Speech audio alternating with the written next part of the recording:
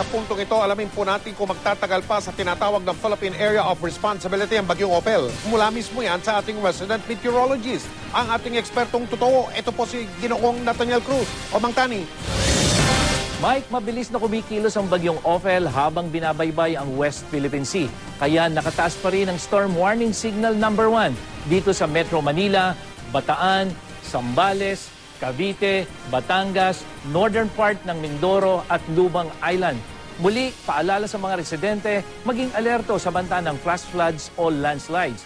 Lalo pat itinaas ng Pag-asa ang yellow warning sa Metro Manila kaninang 4:20 ng hapon at tatagal po yan hanggang alas 7:20 ngayong gabi.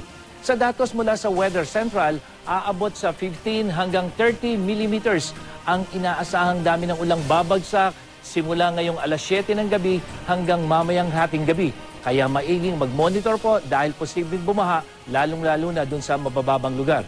Huling namataan ng Pag-asa ang sentro ng bagyong Opel, 200 kilometers sa may kanluran ng Metro Manila. At taglay nito ngayon ang lakas ng hangin aabot sa 75 kilometers per hour near the center at bugsong 90 kilometers per hour. Kumikilos ito pa northwest sa bilis na 24 kilometers per hour.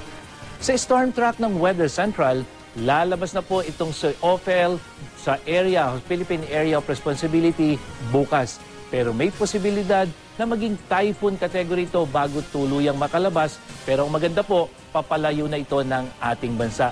At sa mga maglalayag at mangingisda, iwasan mo ng pumalaot dito sa eastern seaboard ng Central Luzon at sa seaboards ng Northern Luzon dahil sa matatas na along dulot ng pinagsamang lakas ng bagyong si Opel at ng northeasterly wind. Dahil papalabas ng bagyo, bahagyang gaganda po ang panahon bukas sa malaking bahagi ng Luzon kasama na nga ang Metro Manila.